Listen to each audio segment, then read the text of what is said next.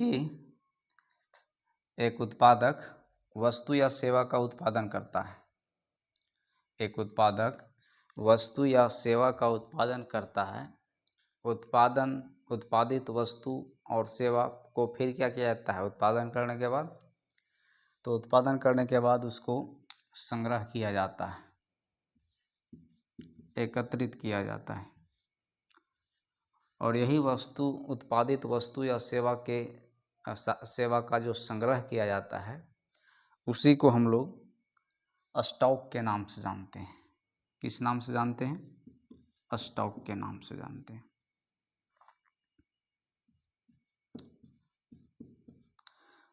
तो स्टॉक क्या होता है? उत्पादित वस्तुओं और सेवाओं का संग्रह होता है। स्टॉक उत्पादित वस्तुओं और सेवाओं का संग्रह होता है। उत्पादित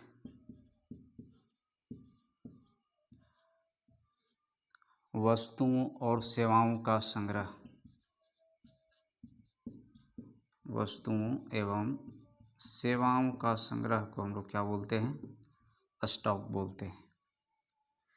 आपूर्ति, जाहिर सी बात है पूर्ति अब क्या होता है? तो देखिए, अच्छा स्टॉक के बारे में और थोड़ा सा समझ लीजिए।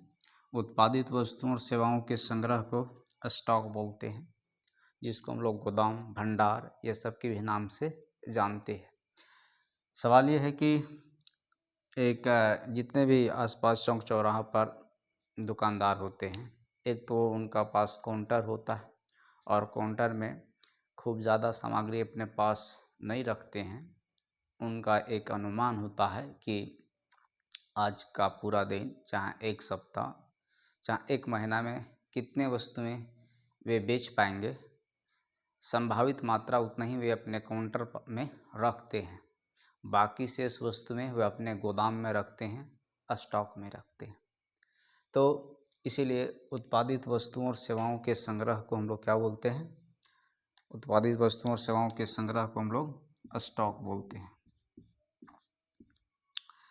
अच्छा, यह एक क्या होता है? स्थैतिक अवधारणा होता है।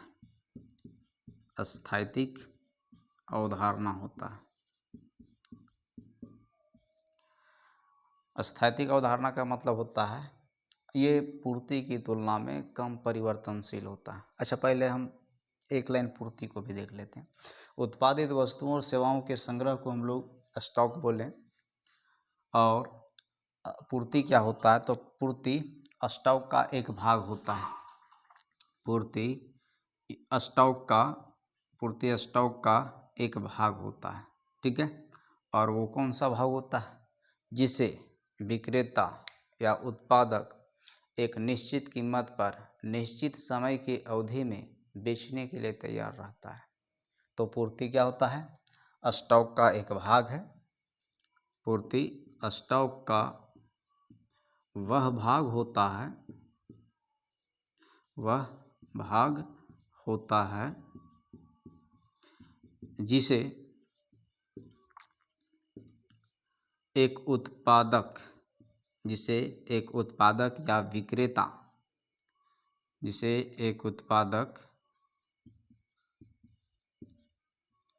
इसको हम विक्रेता भी कहेंगे, जिसे एक उत्पादक या विक्रेता या फर्म एक निश्चित कीमत पर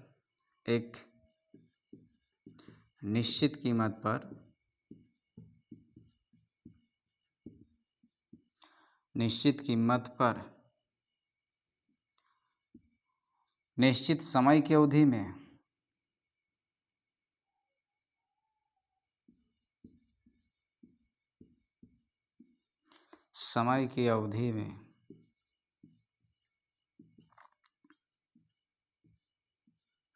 उपलब्ध रखता है।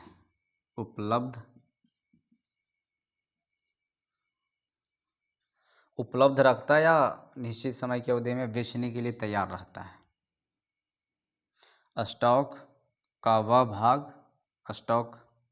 भाग होता है जिसे एक उत्पादक, विक्रेता या फर्म एक निश्चित कीमत पर निश्चित समय की अवधि में वस्तु या सेवा बेचने के लिए तैयार रहता है।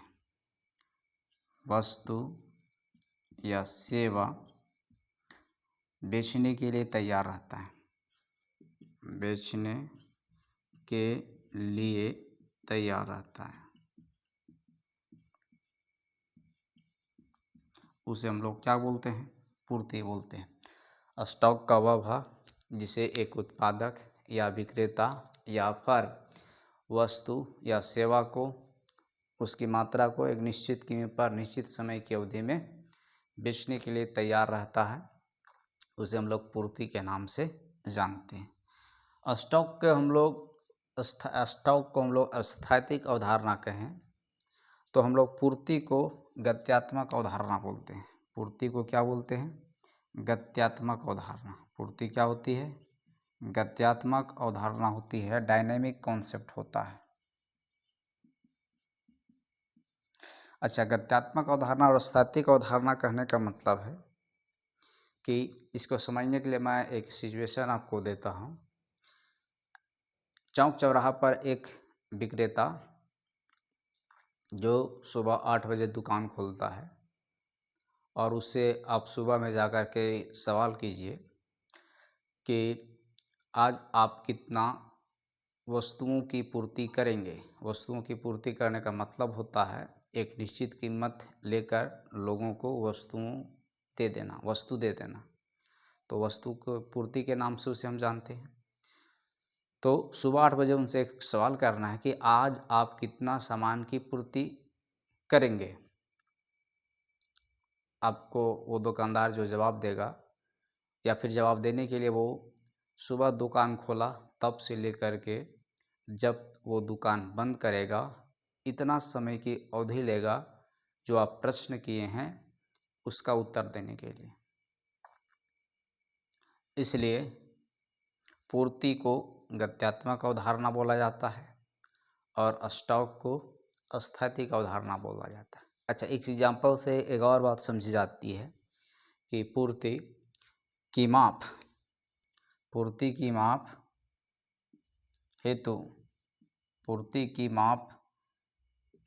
हेतु एक समय की अवधि की ज़रूरत होती है। एक समय की अवधि